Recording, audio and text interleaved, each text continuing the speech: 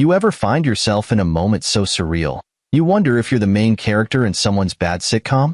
That's how I felt sitting in that courtroom, staring at Sophia's smug face. I'd braced myself for the usual jabs, the "you never did enough," or "I was the only one trying." But what came out of her mouth was a masterpiece of cruelty.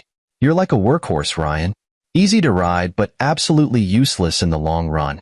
The courtroom actually chuckled. I could feel the heat rising in my neck, spreading to my ears, and settling somewhere in my chest like a lit furnace. My fists clenched under the table, my nails digging into my palms, but I didn't flinch. She wanted a reaction, and I wasn't about to give it to her. See, Sophia always had a knack for cutting deep, for twisting the knife just right. It wasn't enough to leave the marriage. She had to take my dignity with her. That comment, "workhorse," wasn't just an insult. It was a summary of how she'd seen me for years, despite everything I'd done. I worked 2 jobs for a while, trying to keep up with her lifestyle.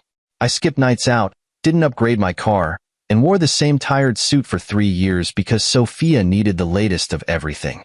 And now I was a workhorse. I scanned the room. Her lawyer smirked. The judge's face remained impassive. The gallery? They were entertained.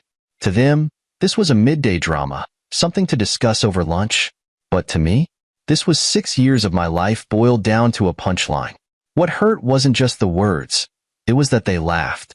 I'd spent years thinking I was building something with Sophia, only to realize she'd been watching from the sidelines, waiting to find the next best thing. It wasn't just her betrayal. It was her mockery of the man I'd been while I was with her. When the judge called for a short recess, I took the opportunity to step out. The walls of the courtroom felt like they were closing in, and I needed to breathe. Outside, I leaned against the cool stone pillar and closed my eyes. For the first time in months, I let myself feel the weight of it all. The humiliation, the anger, the sheer disbelief that someone I'd loved so deeply could strip me down so mercilessly. And yet, there was a part of me that found it oddly liberating. I know that sounds crazy, but hear me out. Sophia had finally said out loud what she'd probably been thinking for years. The gloves were off, and I didn't have to pretend anymore. No more walking on eggshells, no more second-guessing myself, and no more trying to fix something that had been broken for a long, long time.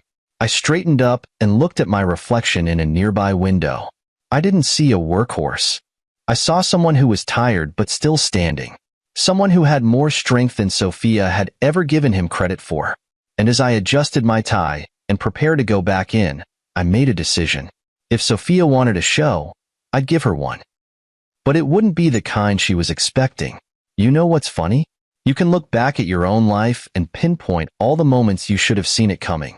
I stood in that courtroom, letting Sophia's words roll off me like water, but inside my head, I was rifling through years of memories. The signs were all there. I just didn't want to see them. When we first met, Sophia had this energy about her. She walked into a room, and everyone noticed. She was elegant, confident, and had this magnetic laugh that made people want to stay just a little longer. I wasn't immune. I was smitten. When she said yes to my awkward dinner invitation, I thought I'd won the lottery. The first year of marriage? It was great. At least, that's what I told myself. We traveled, we laughed, and we dreamed big. I wanted a life with her. She wanted a life that looked good on Instagram, but I didn't see the difference then. I thought I could give her everything she wanted if I just worked hard enough. So, I worked. Boy, did I work. Early mornings, late nights, skipped weekends. I poured every ounce of energy into providing for her. She wanted the condo downtown? I found a way to make it happen. She wanted designer handbags? Sure, I tightened my belt. When she decided she was too good for her office job and wanted to pursue her passions, I supported her without question. But here's the thing. I don't think Sophia ever saw me as her partner. To her, I was a stepping stone, a way to get to where she wanted to be. She didn't see the sacrifices I made, the things I gave up. All she saw was the result, the condo, the handbags, the nice dinners. And when the novelty wore off, so did her affection.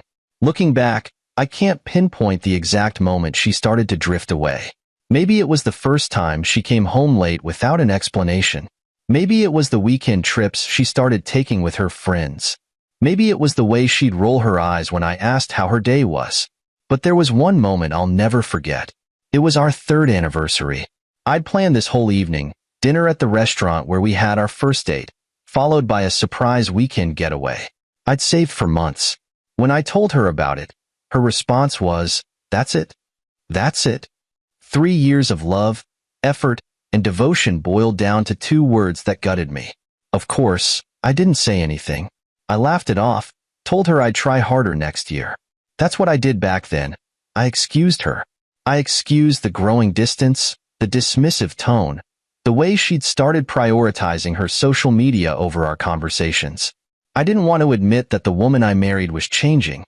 Or maybe she'd always been this way, and I was just starting to see it. But the real kicker came a year later when I stumbled across a receipt for a piece of jewelry I didn't recognize. It wasn't for me. She didn't even bother to hide it. When I confronted her, she laughed and said, "It's just a gift for a friend." A friend. Right. I should have walked away then. I should have packed my things and left. But I didn't. I told myself I could fix it, that if I just worked a little harder, loved her a little more, I could bring her back. What a fool I was. By the time I realized the truth, it was too late. She was already 1 foot out the door, her sights set on someone else, Benjamin, the wealthy investor, with a sports car and a villa in the hills. She thought he was her ticket to the life she deserved. Standing in that courtroom, I could see it so clearly. I'd been nothing more than a stepping stone for Sophia, a means to an end. And now that she thought she was done with me, she didn't even have the decency to leave quietly. But she underestimated me. She thought I'd crumble under her insults, that I'd let her walk away with everything I'd worked for. What she didn't realize was that the years of being dismissed, disrespected, and undervalued had forged something in me she didn't expect. Strength. She wanted to tear me down, but I wasn't going to give her the satisfaction. Not now. Not ever. When the judge called us back in, I took a deep breath and stepped into that courtroom, not as the man Sophia thought she could destroy, but as the man who was ready to reclaim his story. The judge asked Sophia's lawyer to present their arguments, and of course, they started with the same tired script. I was lazy, uninspired, and a burden in the marriage.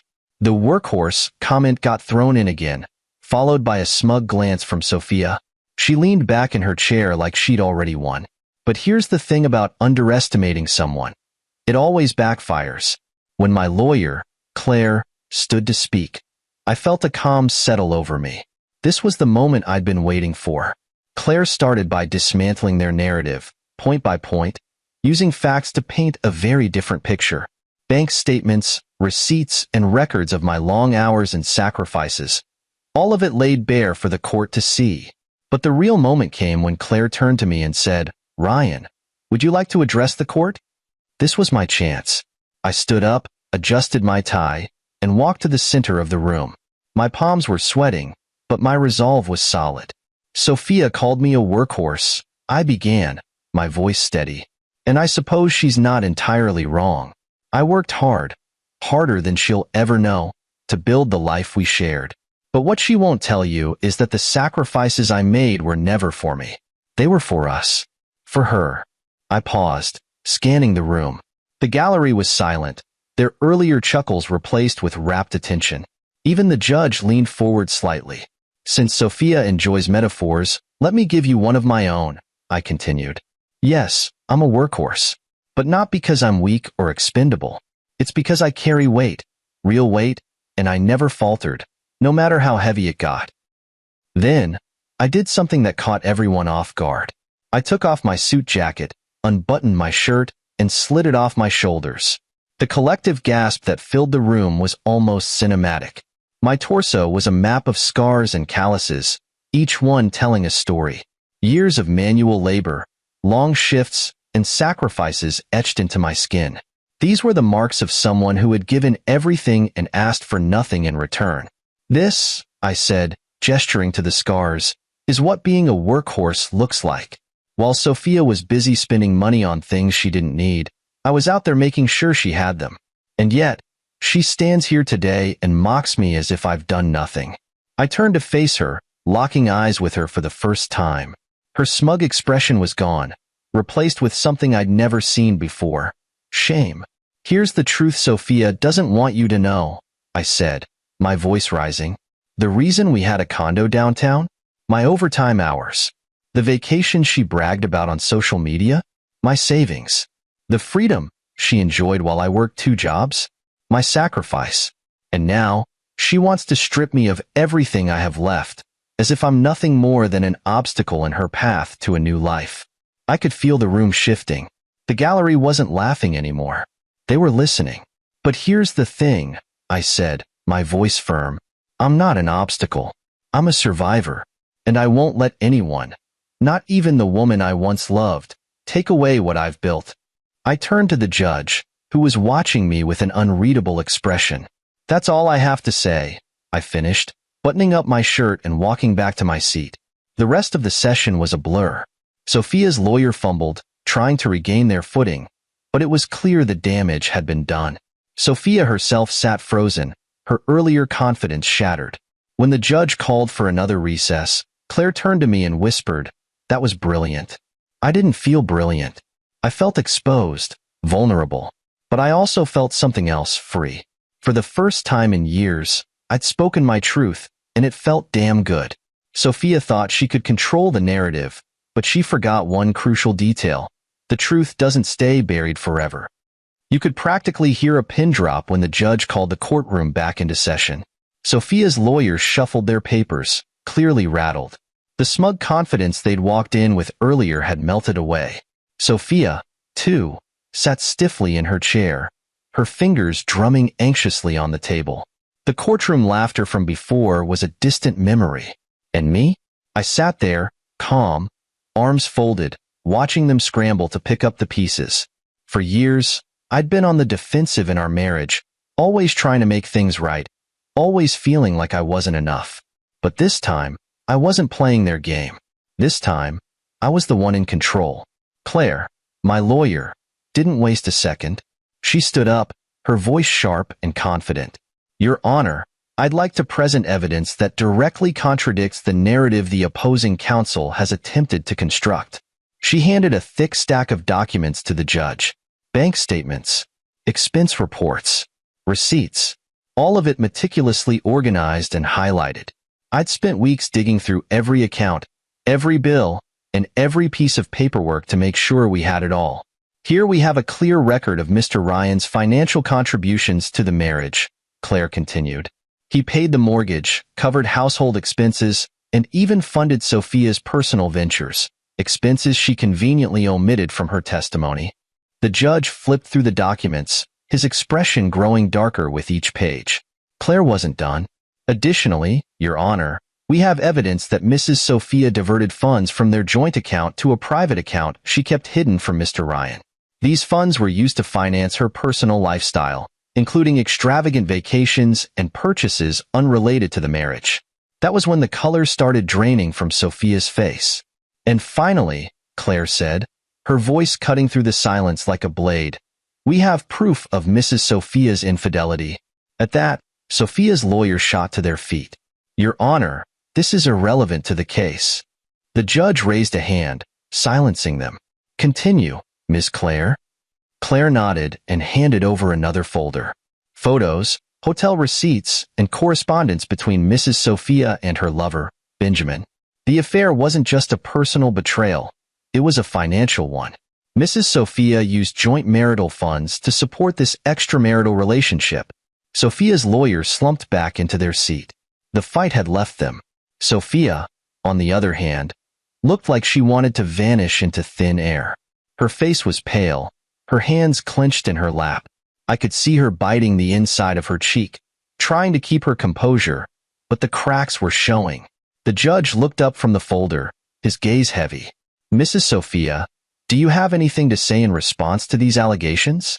She opened her mouth, but no words came out. For once, she had nothing to say. I'll admit, watching her squirm wasn't as satisfying as I thought it would be. It didn't erase the years of pain or the nights I'd spent wondering what I'd done wrong. But it did give me something I hadn't felt in a long time. Vindication. Sophia's lawyer tried to recover, offering weak rebuttals and excuses, but it was clear they were fighting a losing battle. The evidence was overwhelming, and the judge wasn't buying their attempts to shift the blame. As the session came to a close, the judge announced that a decision would be made soon.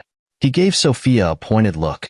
"Mrs. Sophia, I suggest you reflect on your actions and their consequences before we reconvene." She nodded silently, her eyes fixed on the table in front of her. Walking out of the courtroom, I felt a strange mixture of emotions. Relief, anger, sadness. It all swirled together in a way I couldn't quite process. But as I stepped into the fresh air outside, one thought stood out above the rest. For the first time in years, the truth was on my side. When we returned to court the next day, the air felt different. It was heavier, like everyone in the room knew something monumental was about to happen. Sophia sat at her table, her posture stiff, her eyes avoiding mine. Her lawyer whispered furiously in her ear, gesturing to the pile of evidence Claire had submitted the previous day. Me? I sat there, calm and collected, even if my insides were churning with anticipation. This wasn't just about the money or the divorce anymore. It was about my dignity, my story. And I was ready to make sure everyone in that room understood exactly who they were dealing with. The judge began with a recap, laying out the evidence Claire had presented. "It is clear that there were significant contributions made by Mr. Ryan to the marriage, both financial and otherwise," he stated, his voice steady but firm. I glanced at Sophia. Her hands were clasped so tightly her knuckles were white. "Good. Let her feel the weight of this." Claire stood, her voice calm, but with an edge of steel. "Your Honor, my client has been painted as a failure in this marriage, a so-called workhorse who contributed little. The evidence, however, tells a very different story. Mr. Ryan not only carried the financial burden, but also supported Mrs. Sophia in her personal endeavors, often at great personal cost. The narrative presented by the opposing counsel is not only false, it is insulting." The judge nodded, motioning for Sophia's lawyer to respond.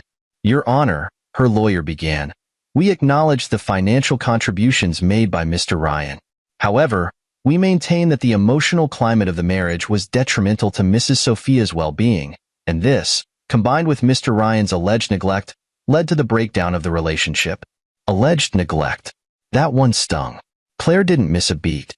"If we're speaking of neglect, Your Honor, let's not overlook the documented evidence of Mrs. Sophia's actions, specifically, her diversion of funds and her extramarital relationship. Emotional climate aside, the financial and personal betrayals committed by Mrs. Sophia significantly contributed to the breakdown of this marriage. The tension in the room was palpable. Even Sophia's lawyer looked like they wanted to disappear into the floor. Then, the judge did something I wasn't expecting. "Mr. Ryan," he said, turning his attention to me, "you've been accused of neglect in this marriage. Is there anything you'd like to say in response?" I stood up, my heart pounding but my voice steady. "Your Honor, neglect is a strong word. I may not have been perfect, but I gave everything I had to this marriage. I worked long hours to provide for us, not because I wanted to be away from Sophia, but because I believed in building a life together. I wasn't the one who spent weekends with someone else while my spouse thought I was working late. I wasn't the one who siphoned money from our joint account to fund a secret life.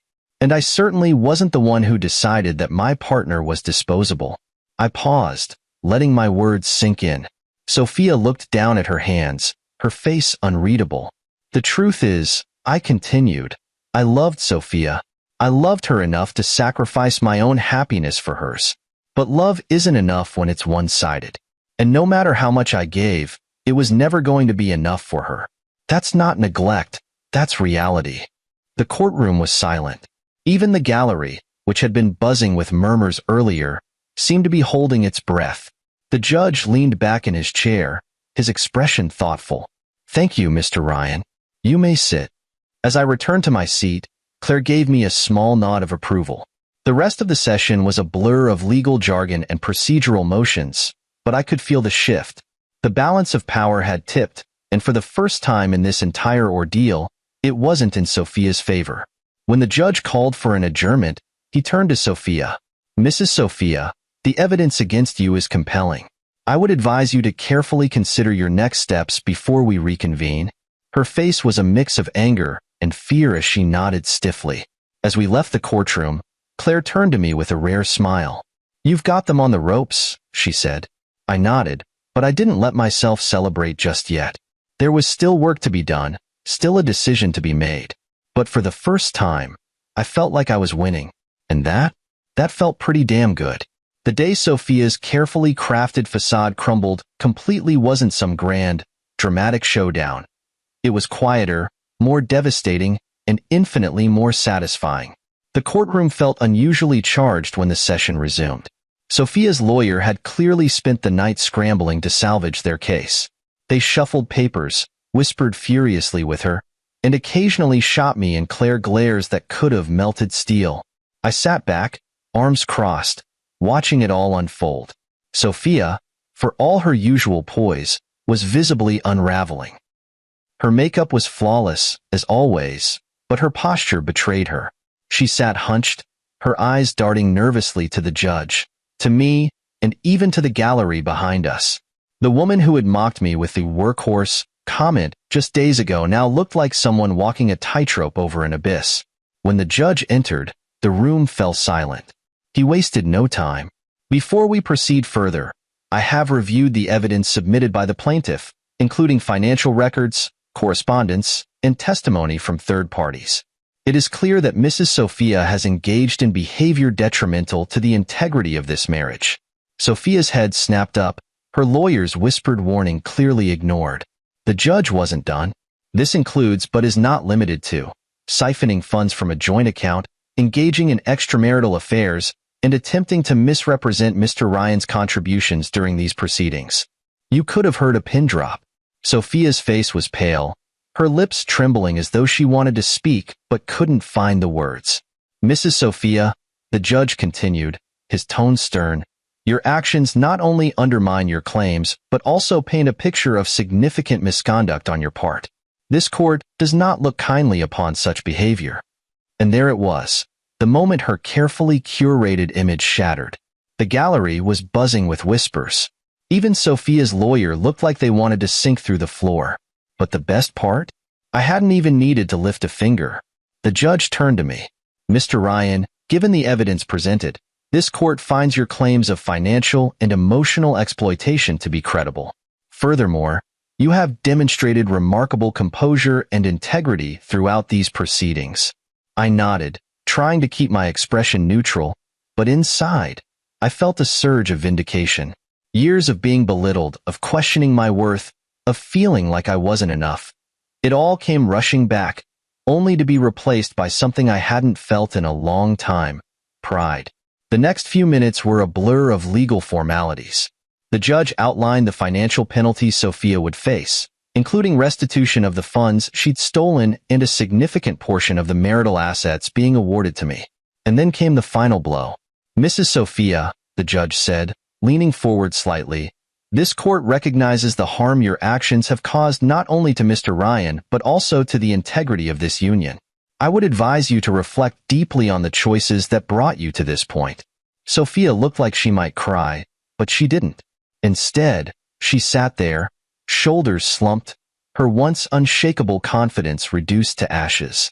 As the judge adjourned the session, Sophia's lawyer turned to her, speaking in hushed tones. I caught snippets of the conversation, words like reputation and damage control. She didn't look at me as I gathered my things to leave, but as I walked past her table, I couldn't resist stopping. I leaned in, just enough for her to hear me. "Workhorse, huh?" I said, my voice low and calm. "Looks like this workhorse just lapped you." She didn't respond, didn't even lift her head. For the first time, she had no words. As I walked out of the courtroom, Claire caught up with me, a rare grin on her face. "You should have seen her expression when the judge listed the penalties," she said. I laughed, a real, genuine laugh. For the first time in what felt like years, I wasn't carrying the weight of her mockery, her manipulation, or her betrayal. I was free. Outside, the air was crisp, the sun shining brighter than it had in months. I paused on the steps of the courthouse, taking it all in. Sophia thought she could humiliate me, break me, and walk away with everything I'd worked for. Instead, She was the one walking away empty-handed, her mask torn off for everyone to see. And me? I was just getting started. Walking out of that courthouse felt like shedding a heavy coat in the middle of a heat wave. For the first time in years, I could feel the weight lifting off my shoulders. The sting of Sophia's betrayal was still there, but it wasn't the sharp pain it had been. Now, it felt like a bruise, tender but healing. Claire walked beside me, going over the next steps in the divorce process, but honestly, I wasn't listening. My mind was already ahead, thinking about what my life could look like without Sophia in it. For years, my world had revolved around her needs, her wants, her endless demands. Now, I had the chance to ask myself, what do I want? That question lingered in my mind as I started rebuilding. The first step was simple but symbolic. I cleared out every trace of Sophia from my life. Her clothes, her shoes, the ridiculous decor she insisted on buying. All of it went into boxes. It was strange, watching the space transform as I reclaimed it. The living room felt bigger without her oversized furniture. The walls felt brighter without her pretentious art pieces. For the first time, the apartment felt like mine. I kept a few things, though. The practical stuff. Dishes, towels, furniture that actually served a purpose. But the rest? I donated it or tossed it without a second thought. I didn't want any reminders of the life we'd built, or more accurately, the life I'd carried while she decorated. My second step was even more personal. I dug through my closet and found my old sketchbook, the one I hadn't touched in years. Back before the overtime hours, before the endless demands of Sophia's lifestyle, I used to draw. Nothing fancy, just landscapes and cityscapes I'd see on my way to work. It was my way of relaxing, of letting my mind wander. Sophia had laughed at it once, calling it a childish hobby. I remember the way her voice dripped with condescension as she asked, "Why waste time on something that doesn't make money?" I'd put the sketchbook away after that. But now I opened it up and started drawing again. At first, my lines were shaky, my hand unsteady from years of neglect. But as the days passed, the muscle memory came back. Each sketch felt like reclaiming a part of myself Sophia had tried to bury. I also reconnected with old friends, the ones I drifted away from during my marriage. It was humbling to admit how isolated I'd become, but their responses were nothing but supportive. One friend, Jake, invited me out for a drink and said, "We were waiting for you to wake up, man. You deserve better than what she gave you." Those nights out, those conversations, they reminded me of who I used to be before I became Sophia's husband. I wasn't just the guy who worked late and paid the bills. I was Ryan, the friend, the artist, the guy who loved bad movies and long hikes. Work became easier, too. Without Sophia draining me emotionally and financially, I had more energy to focus on my career. My boss noticed the change and even commented on how productive I'd become. It felt good to be recognized for something other than my ability to endure. And then, there was the gym. I hadn't realized how much stress I'd been carrying until I started lifting weights again. Every rep, every mile on the treadmill, felt like I was exorcising the ghosts of my marriage. My body changed quickly. Years of manual labor had given me a solid foundation, and it didn't take long for the results to show. I didn't do it to spite Sophia, though I'd be lying if I said the thought of her seeing me now didn't bring a little satisfaction. I did it for me, to feel strong again, to remind myself that I wasn't just a workhorse. One night, as I stood in front of the mirror, I barely recognized the man staring back at me, not just because of the physical changes, but because of the confidence in his eyes. I wasn't the same Ryan who'd walked into that courtroom weeks ago, burdened by years of Sophia's insults and manipulation. I was someone new. Someone better. The final step in my redemption was forgiveness, not for Sophia, but for myself. For years, I'd blamed myself for the failures in our marriage, for not being enough, for not seeing the signs sooner. But standing in my reclaimed apartment, surrounded by the life I was rebuilding, I realized something important. I wasn't the problem. Sophia's betrayal wasn't about me. It was about her greed, her selfishness, her inability to appreciate what she had. And once I understood that, I stopped carrying the guilt. I wasn't bitter. I wasn't angry. I was free. The final court session wasn't the cinematic climax you'd expect. There were no explosive arguments, no tears, or dramatic confessions. Instead, it was clinical, procedural, and eerily quiet.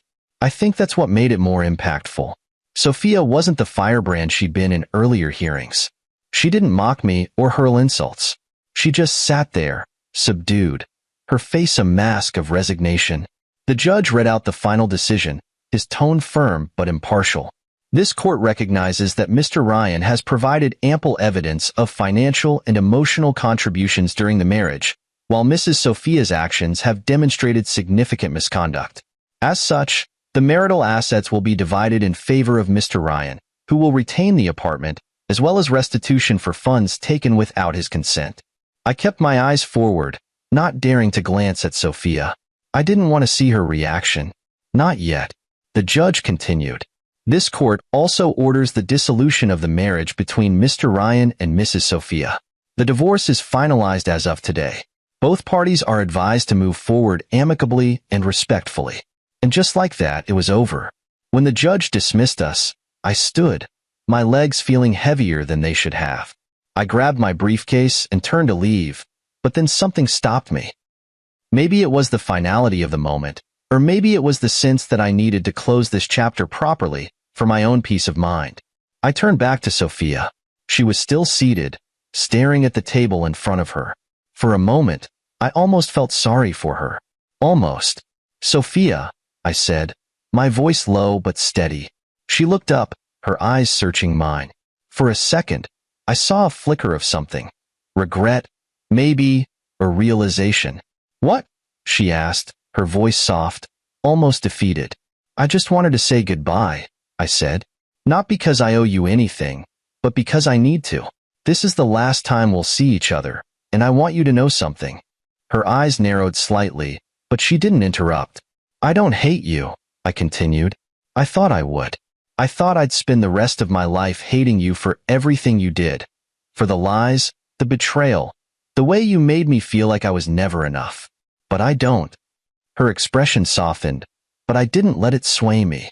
What I feel for you now isn't hatred or love. It's indifference.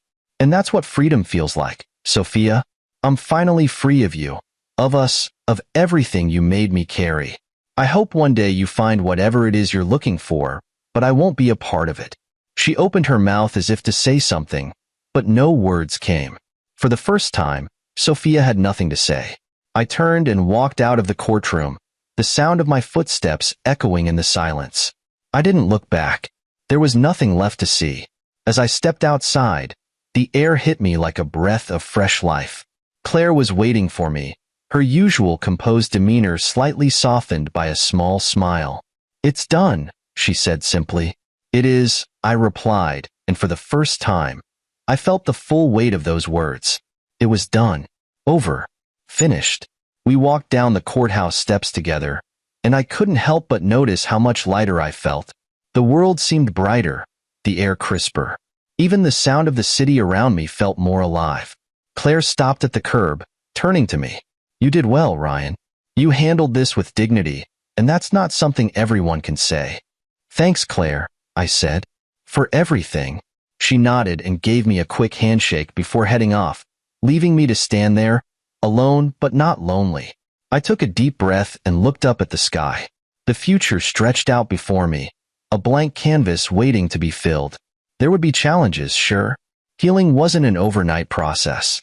But for the first time in years, I felt like I was in control of my life. My choices were my own, and no one could take that from me. As I walked away from the courthouse, I felt a small smile tug at my lips. This wasn't just an ending. It was a beginning, and I was ready for whatever came next. The first few days after the divorce were surreal. It wasn't like I woke up feeling like a new man, free of all the baggage and pain Sophia had left behind. Healing isn't instant.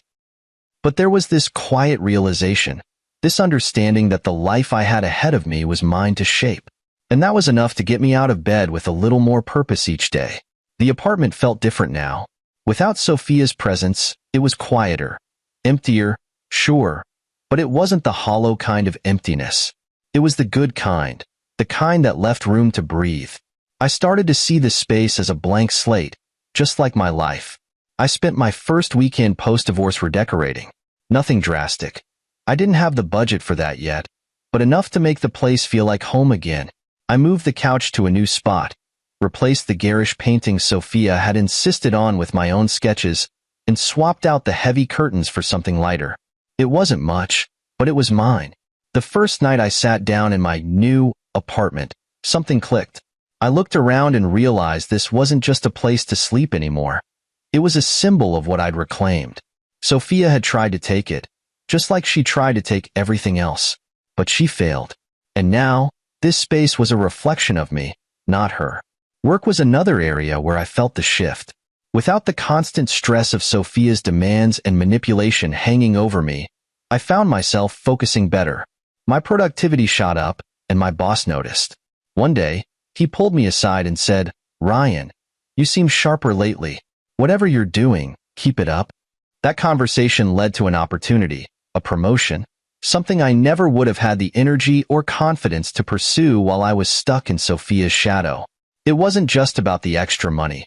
It was about proving to myself that I was capable of more than being the man she'd made me believe I was.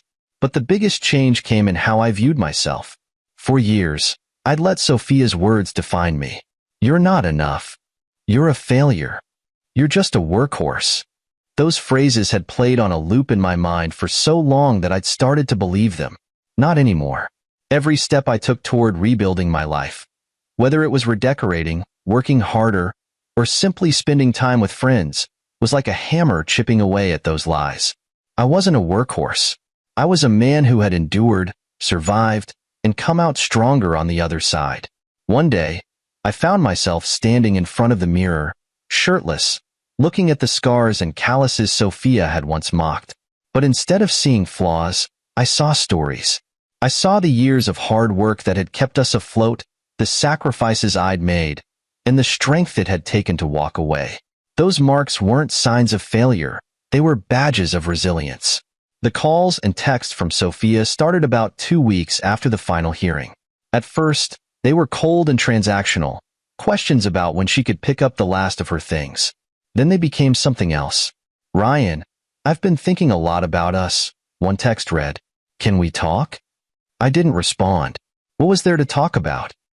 She'd made her choice and I'd made mine. There was no going back. Another message came a few days later. "I miss you.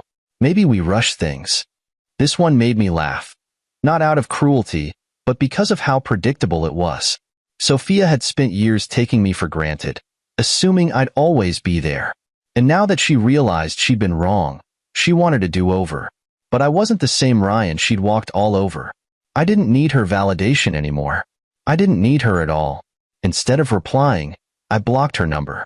That act, as simple as it was, felt like closing the door on a chapter of my life I never wanted to revisit.